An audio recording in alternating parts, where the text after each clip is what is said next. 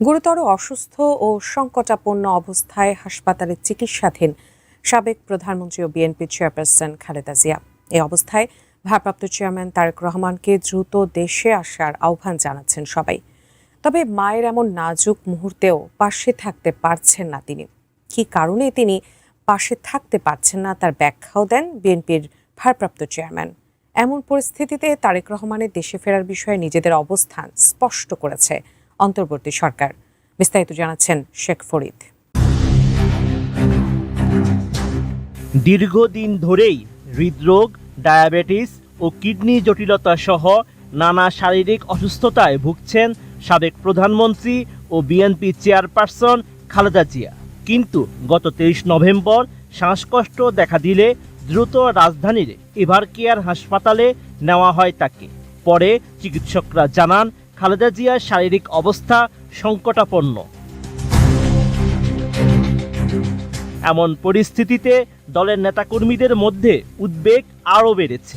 অনেকেই ধারণা করছেন মায়ের এই পরিস্থিতিতে দেশে ফিরতে পারেন বিএনপির ভারপ্রাপ্ত চেয়ারম্যান তারেক রহমান। তবে মায়ের এমন সংকটাপন্ন অবস্থাও দেশে ফিরতে পারছেন না তিনি।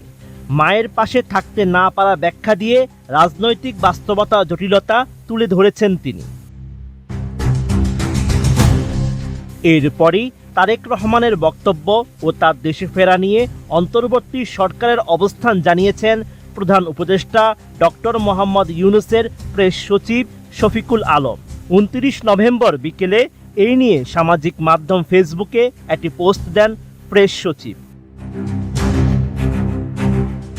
ফেসবুকে শফিকুল আলম লিখেন, জনাব তারেক রহমানের আজকের বক্তব্য এখনই দেশে ফেরার বিষয়ে সিদ্ধান্ত নেওয়ার সুযোগ তার জন্য অবারিত ও একক নিয়ন্ত্রণাধীন নয়। এটা উল্লেখ করে প্রধান উপদেষ্টার প্রেস সচিব শফিকুল আলমের কাছে জানতে চাওয়া হয় যে তারেক রহমান বাংলাদেশ প্রত্যাবর্তনের বিষয়ে সরকারের তরফ থেকে কোনো ধরনের বিধিনিষেধ রয়েছে কিনা। জবাবে প্রেস সচিব জানান, এ ব্যাপারে সরকারের তরফ থেকে কোনো বিধিনিষেধ অথবা কোনো ধরনের আপত্তি নেই।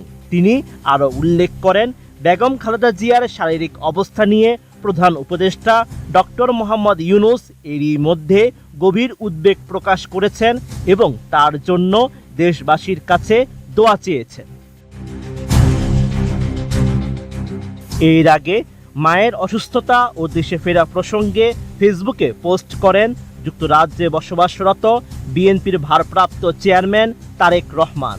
সেখানে তিনি লিখেন, এমন সংকটকালে মায়ের স্নেহ স্পর্শ পাওয়া তীব্র আকাঙ্ক্ষা যে কোনো সন্তানের মতো আমারও রয়েছে, কিন্তু অন্য আর সবার মতো এটা বাস্তবায়নের ক্ষেত্রে আমার একক সিদ্ধান্ত গ্রহণের সুযোগ অবারিত ও একক নিয়ন্ত্রণাধীন নয়।